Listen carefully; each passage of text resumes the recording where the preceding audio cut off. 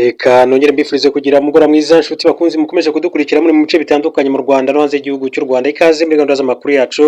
Byinshi byagarutsweho n'ibitangazamakuru bitandukanye, twafashe umwanya wo kunyuza amaso mu bitangazamakuru yaba ibyandikira mu Rwanda no mu karere k'ibiyaga bigari, ariko kandi ntabwo twarengeje ingohe amaso yacu mu bitangazamakuru byo ku rwego mpuzamahanga, kuko nk'ubu tubazaniye inkuru ivuga ku ndege yari itwaye perezida wa Leta Zunze Ubumwe za Amerika yitwa Air Force One.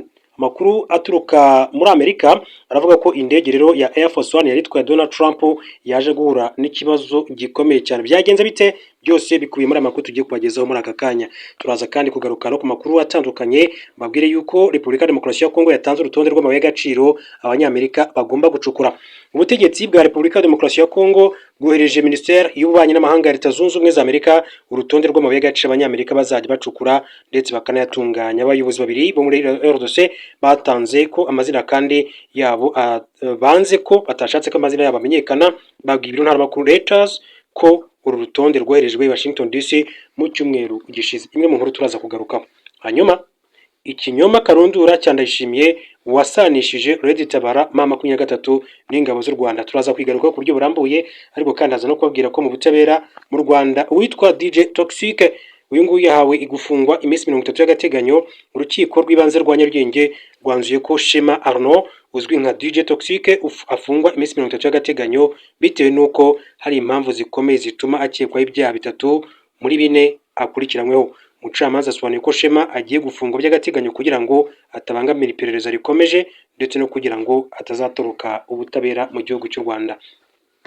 Ari makuru ndaza kubabwira nuko u Rwanda rwashyikirije Loni raporo yo ku burenganzira bwa muntu rushimangira intambwe idasubira inyuma rwateye. Minisiteri y'Ubutabera y'u Rwanda yashyikirije agashami k'umuryango w'abibumbye gashinzwe uburenganzira bwa muntu raporo ikubiyemo ibyagezweho ku myanzuro 160 ijyanye no kurengera uburenganzira bwa muntu rwahawe.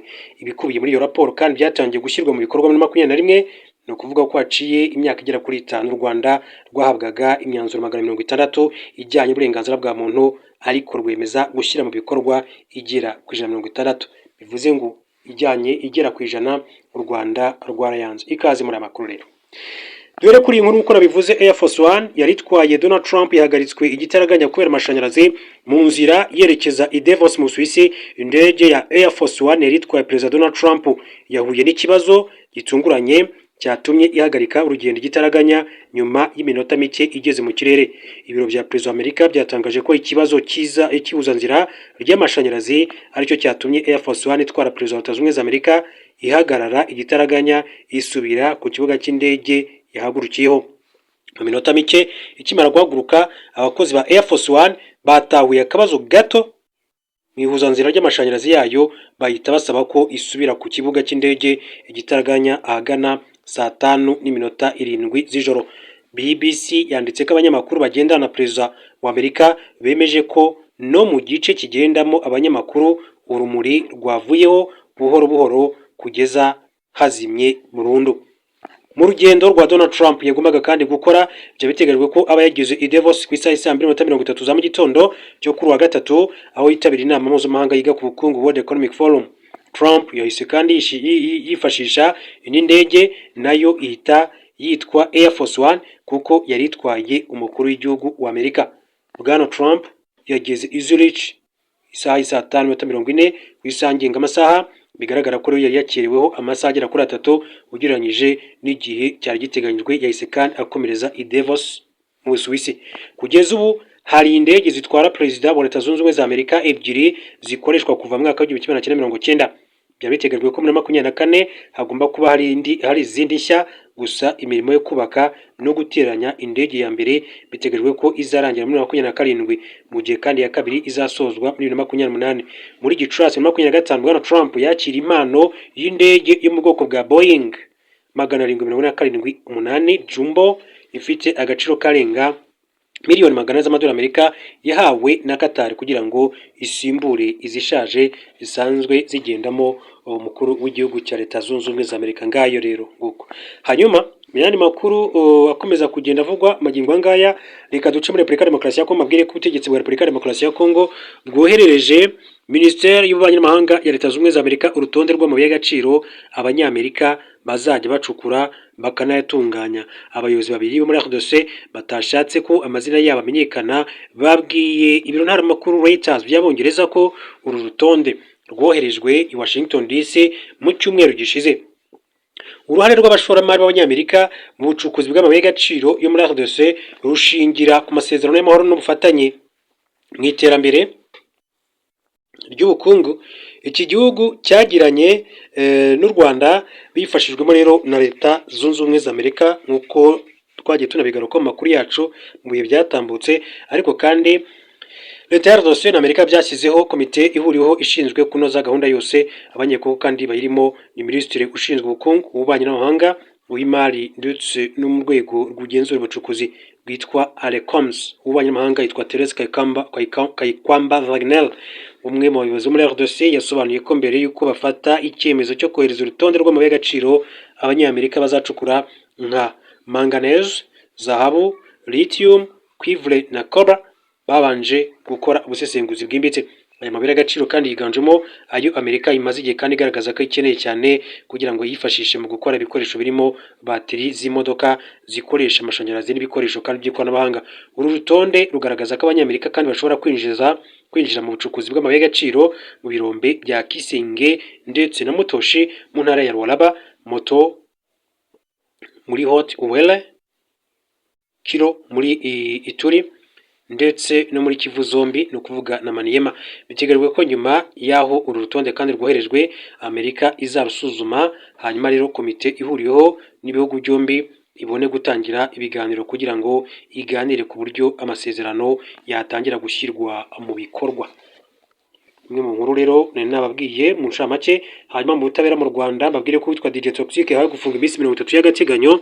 Urukiko rw'ibanze rwa Nyarugenge mu mujyi wa Kigali rwanzuye ko Shema Arnaud uzwi nka DJ Toxic afungwa iminsi 30 y'agateganyo bitewe nuko hari impamvu zikomeye cyane zituma akekwaho ibyaha kandi bituma 3 muri 4 akurikiranwe. Umucamanza kandi yasobanuye ko Shema agiye gufungwa by'agateganyo kugira ngo atabangamira iperereza rikomeje ndetse no kugira ngo adatoroka ubutabera.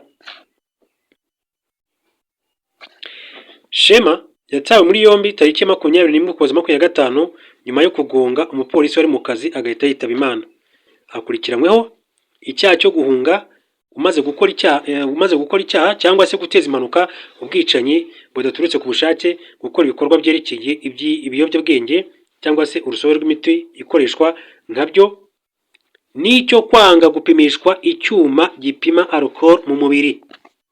Ibyo ni ibyaha rero bikomeye cyane akomeje kugenda akurikiranwa. Hanyuma Minisiteri y'Ubutabera y'u Rwanda yashyikirije agashami k'umuryango w'abibumbye gashinzwe uburenganzira bwa muntu raporo ikubiyemo ibyagezweho ku myanzuro 160 ijyanye no kurengera uburenganzira bwa muntu rwahawe.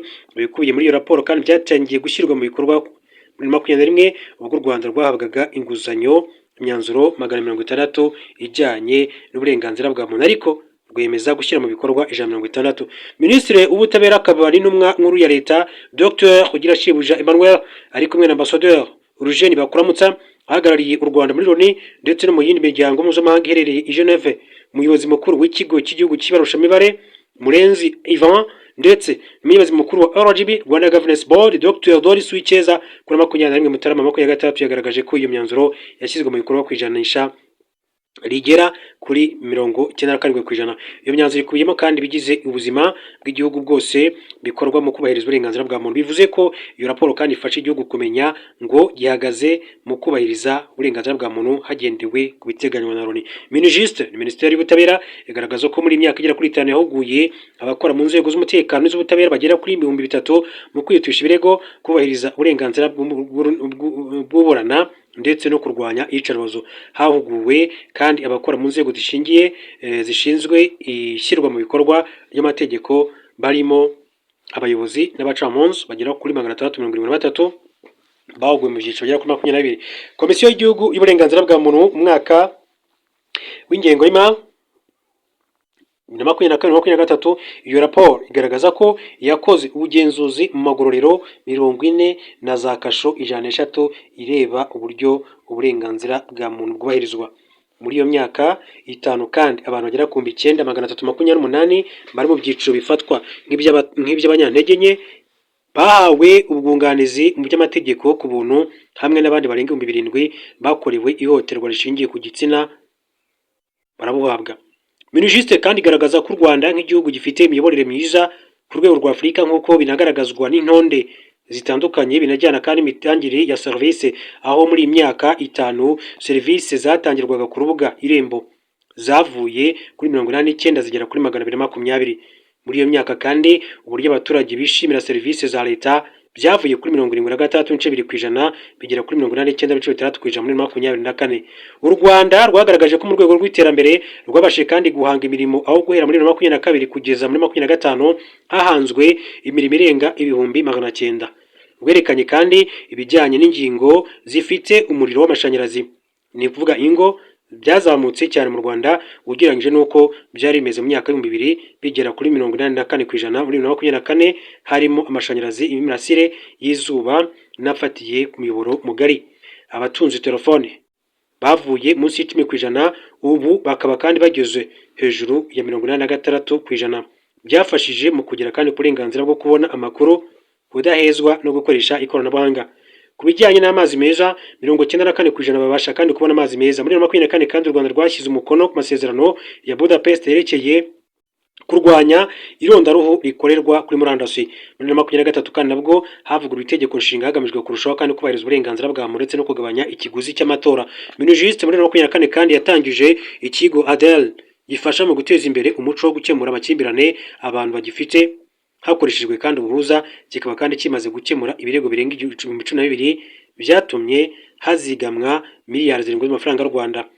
Mu bijyanye n'ubuzima, u Rwanda kandi rwerekanye ko rukomeje gutera intambwe yo gufasha abanyarwanda kugera ku burenganzira bwo kwivuza binyuze mu ngamba zashyizweho. U Rwanda kandi rwabashije kugabanya impfu z'abana bari munsi y'imyaka igera kuri 5, aho ubushakashatsi bwa DHS beruka bwerekanye ko zagabanutse bigera kuri 36 mu bana 1025 bavuye kuri 45 muri 2020.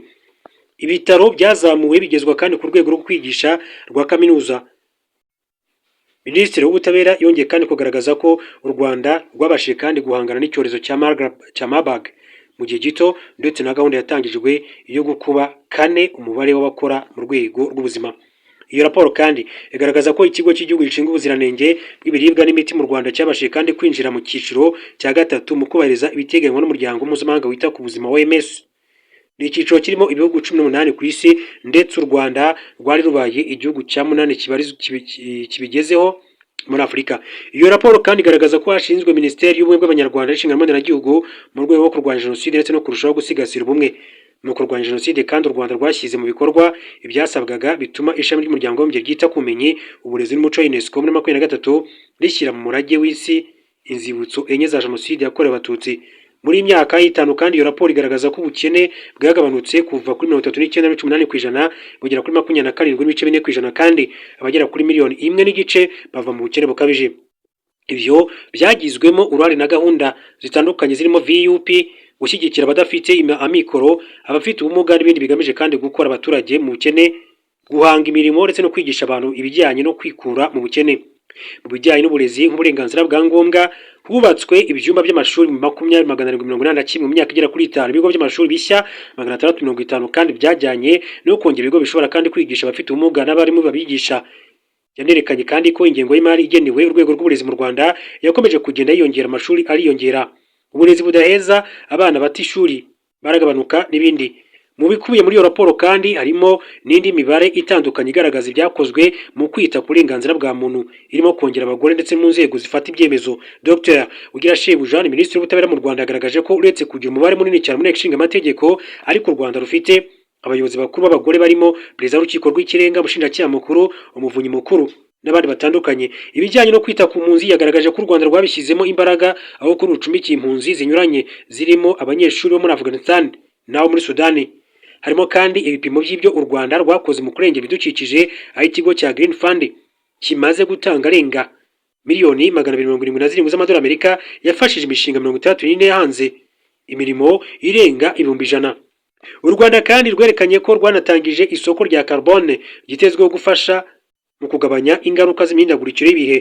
Ibihugu bitandukanye byashimye u Rwanda binatanga imyanzuro rugomba kandi gushyiramo imbaraga. Ibyo birimo Mexique, ibirwa bya Maurice, Montenegro, Maroc, Mozambique, Nepal, Ubuholandi, Niger, Nigeria, Norvège, Oman, Paraguay, Philippines, Portugal, Qatar, Korea, Urusiya, Senegal, Sierra Leone, Singapore, Somalia, Afurika y'Epfo, Sudani y'Epfo, Espagne, Sudani, Suède na Togo. Harimo kandi Tunisia, Turkiya, Ukraine, Cuba, Chypre, Czech, Denmark, Djibouti, Repubulika Dominicaine, Misiri, Eritrea, Lithuania, Eswatini, Ethiopia, Ubufaransa, Gabon, Gambia, Ghana, Ububiligi, Ubugereki, Ubuhinde, Indonesia, Iran, Ubutaliyani, Ubuyapani ndetse na Jordania. Mu byo bihugu byasabye u Rwanda harimo kandi gushyira imbaraga mu guha urubuga imiryango itari ya leta ubwisanzwe mu gutanga ibitekerezo n'ubwitangazamakuru n'ibindi bitandukanye. Minisitiri Dr Girashebuja yashimye ibihugu byatanze imyanzuro ku Rwanda, asaba ko ibifite ibyo rushinja u Rwanda kutubahiriza byajya bibitangira n'ibimenyetso kugira ngo bizafashe mu gukurikiranwa n'inzego zibishinzwe mu Rwanda. Agatonga ariko kandi umuyobozi mukuru w'urwego rw'igihugu rw'imiyoborere RGB Dr Wikeza Doris yibukije ko u Rwanda rufite ubwisanzure bw'itangazamakuru n'ubwo gutanga ibitekerezo kandi ko mu Rwanda nta muntu n'umwe wafunzwe cyangwa ngo akurikiranwe kubera ari umunyamakuru. Yibukije ko u Rwanda rwavuguruye itegeko rigenga imirimo itari ya leta muri 2024 mu rwego rwo kunoza imikorere yayo mu buryo bwubahirije amategeko. Isuzuma ku ibahirizwa ry'uburenganzira bwa muntu ku bihugu ryatangiye muri 2006, u Rwanda rubyinjiramo 2011, ruhabwa imyanzuro 37 rusubiramo 2015 rugaragaza uko rwashyize mu bikorwa, ruhabwa indi igera kuri 50. Iyo yararangiye muri 2020, ruhabwa indi 60 muri 2021, ari nayo rwatanzeho raporo y'ishyirwa mu bikorwa ryayo. Iyi raporo rero ikomeye cyane yagarutsweho hanyuma igenda satira umusozo w'amakuru yacu. Mbabwire ko Perezida Evariste Ndayishimiye igihugu cy'u Burundi yongeye kugaragaza u Rwanda nk'ikibazo ku mutekano mu karere, avuga ko utatandukanywa n'ingabo zarwo n'imitwe ya raditabara M23 irengagiza ubufatanye bwe n'ingabo za Repubulika Demokarasi ya Kongo FARDC n'umutwe wa FDLR ugizwe n'abasize bakoze jenoside yakorewe abatutsi wahawe intebe muri iki gihugu cyo mu burengerazuba bw'u Rwanda Repubulika Demokarasi ya Kongo. Ibyo bigarutseho mu kiganiro kandi yagiranye n'umunyamakuru witwa Hariana Veras Victoria, umwe mu bazwi ho kuba ari umuzindaro w'ubutegetsi bwa RDC n'abambari babo. Uyu munyamakuru wabazaga mu rurimi rw'icyongereza Ndayishimiye akamusubiza mu gifaransa. Ikiganiro kirambuye cyatambutse kuri Radio et Télévision Nationale du Congo gifite iminota 47, ariko igice kinini cyane nicyo kwibasira u Rwanda. Mu magambo ya Ndayishimiye avuga ku bibazo by'umutekano muke muri Burasirazuba bwa Congo, yashinje u Rwanda kuba ari rwo ntandaro y'ibibazo by'akarere, arugaragaza nk'udashyigikiye amahoro. Ndayishimiye yatangiye kandi ashima ko u Rwanda na RDC byashyize umukono ku masezerano y'amahoro bifashijwemo na Leta Zunze Ubumwe za Amerika, ariko yongera no kwinyuramo ayanenga, agaragaza ko nta musaruro yatanze. Numvaga ko ubwo imiryango mpuzamahanga ibireba, igihugu gikomeye nka Amerika kikaba kandi cyarafashije muri ayo masezerano, no kuri inshuro amasezerano azakirwa mu bikorwa, ariko nyuma nasanze ari binyoma kubera ko akimara gusinywa intambara y'isi itangira. Byanteye ubwoba, ariko ntekereza ko kugira ngo ikibazo ugikemure nuko ushyira ku meza impamvu nyayo yacyo.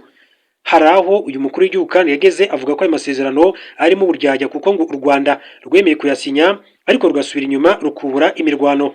Yongeye gusa n'uwisama yasandaye avuga ko yiteze ko azashyirwa mu bikorwa kuko ashyigikiwe n'ibihugu bikomeye cyane birimo Amerika yafashe kugira ngo agerweho imirwano.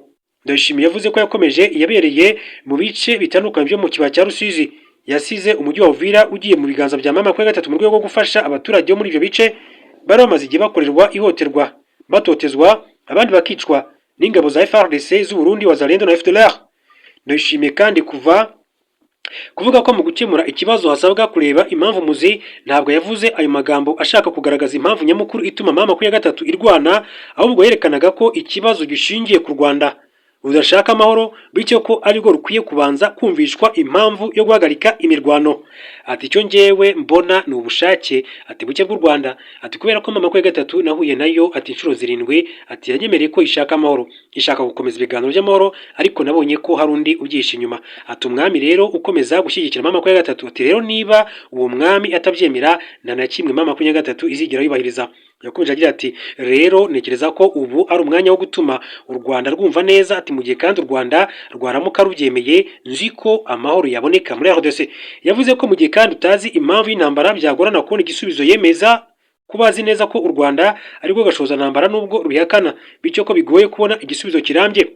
Yavuze ko igishoboka ari uko umuryango mpuzamahanga kandi wagira icyo ukora mu guhatira u Rwanda kugera ku mahoro. Kuri Bwana Ndayishimiye asanga ibi byakorwa mu buryo kandi burimo no gushyira ingabo z'umuryango w'abibumbye hagati y'u Rwanda na RDC. Yavuze ko ku rwego rw'akarere ka Afurika y'Iburasirazuba ibyo byageragejwe ariko bitari gushoboka kuko hari ibihugu bitari bifite ubwo bushake. Ndayishimiye yavugaga ingabo za East African Community zoherejwe muri RDC zitarimo iz'u Rwanda kuko zari zanzwe na perezida w'icyo gihugu. Izo ngabo zabashije kandi guhusha intambara hagati y'ingabo za RDC na M23. Iryo huriro ryageze aho ryemera gutangira gusubira inyuma, ariko izo ngabo zaje kunanizwa n'ubuyobozi bwa RDC bwifuzaga ko izo ngabo zirwana n'uwo mutwe kandi bihabanye n'amasezerano yari yatumye zijyaho. Nubwo nyuma y'uko zirukanywe muri RDC, ingabo z'u Burundi zarasigaye zifatanya za SADC, abacanshuro, Wazalendo na FDLR kurwanya M23, nubwo byarangiye zikubise inshuro yigarura umujyi wa Goma mu mpera za Mutarama 2025.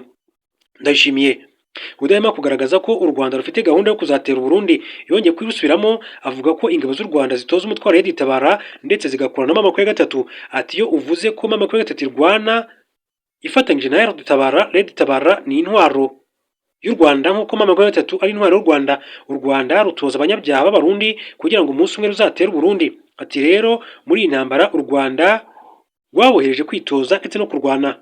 Yongeye ati bararwana bafatanyije na M23, ntabwo byakorohera gutandukanya M23 Red Tabara n'ingabo z'u Rwanda, ntabwo kandi byakorohera kuko ni bamwe. Ayo magambo Ndayishimiye ashinja u Rwanda kuba umwe muri Red Tabara yumvikanisha guharabika ingabo z'u Rwanda kuko umutwe wa Red Tabara impamvu rwanira wayivuze kenshi ko nubwo Ndayishimiye ayirengagiza. Ni umutwe uvuga ko urwanira ko u Burundi bwagira amahoro arambye n'ikibazo cy'impunzi kikabonerwa umuti, bitandukanye n'ibyo Ndayishimiye avuga ashaka kwegeka ibibazo bye ku Rwanda. Ni mu gihe kandi M23 yabaye ihuriro rya M23 nayo igamije kurwanya uburenganzira bw'abanyekongo bavuga ikinyarwanda mu bwoko bw'abatutsi bicwa bazira uko bavutse. Guhuza ingabo n'iz'igihugu n'iyo mitwe ni ukwirengagiza kudakwiye k'umukuru w'igihugu gihana imbibi n'u Rwanda kandi ukunze kuvuga ko azi ibibazo by'umutekano muke bimaze igihe kinini cyane mu karere. Uyu mukuru w'igihugu yakomeje avuga ko u Rwanda rwagerageje kenshi gutera u Burundi ariko rwananiwe, yemeza ko afite amakuru kandi ko igihugu cye kizahora cyiteguye. Muri icyo kiganiro kandi Ndayishimiye yongeye no gusasira ubufatanye bwe na Tshisekedi mu guhotera ndetse no kwica abatutsi b'abanyekongo. Avuga ko ibihugu byombi bisangiye amateka kandi ko iyo kimwe gihungabanye n'ikindi bikigiraho ingaruka.